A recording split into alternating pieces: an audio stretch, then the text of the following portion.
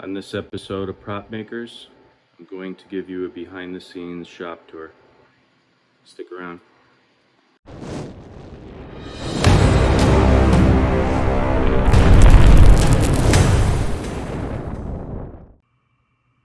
Hello and welcome back to the channel. By now I'm assuming most of you have seen my collection room tour. If you haven't, you can check it out. It's in one of my other videos.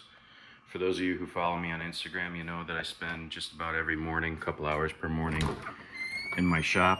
So what I wanted to do was take you behind the scenes and see basically my morning routine.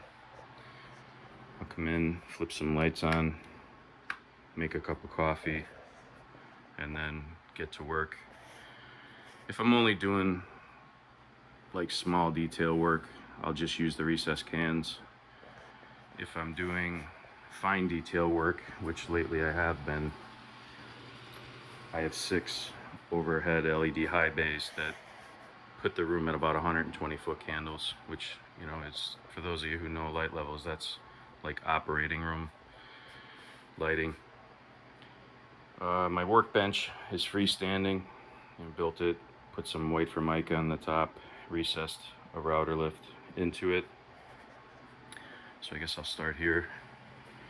In the front, I think I bought this rack on, it might have been Amazon, but here's all my paint supplies, milliput,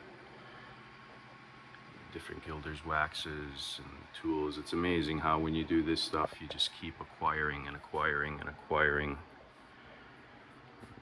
Plenty of pencils, markers, paintbrushes, everything you need. I use a slat wall for the back. It allows me to arrange my tools and rearrange my tools, you know, as time goes on. Right by the router lift is all the router bits. I use these metallic bars. They're really nice. They allow you to just basically set your bits right on them. Different painter's tapes and Tessa tape, and who knows what's up there at this point, but I have just about everything I need to do just about any job. So my saw blades. Underneath here is like my Harry Potter closet. I have a shop vac. I have a pretty large air compressor. I have a central vac for vacuuming out the vehicles, and I have another vacuum with a dust deputy that accepts the sandblaster, the stuff that comes out of the sandblaster. In the center is basically just a workbench. Again, for those of you who follow me on Instagram, you know that I'm working on a set of scabbards for the Nolder and daggers that I made. Back here is just, you know, everything that you need at shorthands, grasp, you know, different tools. Again, my shop, as you see it right now, is about as clean as it's gonna get. You know, I work out of here every day, so I'm not necessarily overly tidy with it. You know, and when I was going to make the video, I'm saying to myself, do I really want to show behind the scenes what I do? And I just wanted to be real with it. This is how I work. This is my little paint booth. You know, it was just real simple construction, some leftover plywood that I had. I made a box, put a box fan in the back of it, bought a 20 by 20 by 1 inch filter, which I change probably about every other week at this time. When I'm using my Dremel attachment, it's nice because everything gets sucked right into the filter. And I do wear a light mask, but I don't have to be overly concerned about getting metal dust and wood dust in my throat. This is my CNC machine. Right now it's set up for 4th axis carving. The bill plate, or the carving plate on this one, is 25 inches by 25 inches, and I can go 7 high, so pretty nice unit. Dust collection for that, there's a dedicated 4-inch trunk line that goes back to the main dust collector. I'll show you guys that in a minute. The outside wall is French cleat, so I'm able to move stuff around as need be. Every tool has its own mount, which I made during the pandemic. Every large tool, like the drill press, has a permanent mount and a dedicated blast gate with dust collection built into it. So like say for the drill press, what I did is when I made the mount, I also fit as many tools for this machine as I could in the mount. Like my collection room, you know, my shop is valuable space, so I try to make use of most of the space that I can.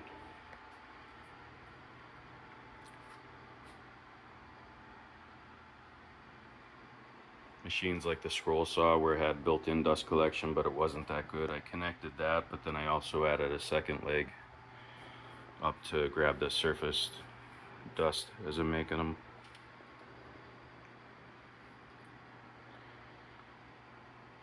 Some tools, you know, don't need to be high quality. I think like sanders and stuff like that, it's just general purpose. You don't have to spend a good amount of money on it. For accurate measuring, there's a brand called Woodpeckers. These are extremely good quality, and the tolerances, like if you're making inlays and stuff like that, you know, those are the areas where I spend a couple extra bucks. Plenty of clamps. In addition to prop making, I do competitive car audio, so I don't think I can ever have too many clamps. And then at the back end, here's the dust collection system. It goes through cyclone, and then I have a pretty large fiber drum that's probably 80% filled with walnut dust at this point. Under the counter we have refrigerator, and then up above, you know, again, just trying to maximize the space, built shelves all the way around. These are the molds left over from the Boromir dagger and Witch King crown. So that's pretty much it. Table saw, chop saw are in the front because, you know, if it's warm out, you pop the overhead door and you can work. Here's a heater in the corner and a plaque that my wife got me. I think most collectors will find this funny. And that's it. So I hope you enjoyed the shop tour. If you did, I plan on doing some more behind the scenes videos. Maybe I'll make one about pewter casting, what tools you need, and then show you basically how to go from a block of pewter to the finished Witch King crown. But if you like this content, I recommend you hit the button, subscribe, and if you really like it, you know, give me a thumbs up. Will help out. Let me know that you're watching this and that you want to see more. Thanks. Have a great day.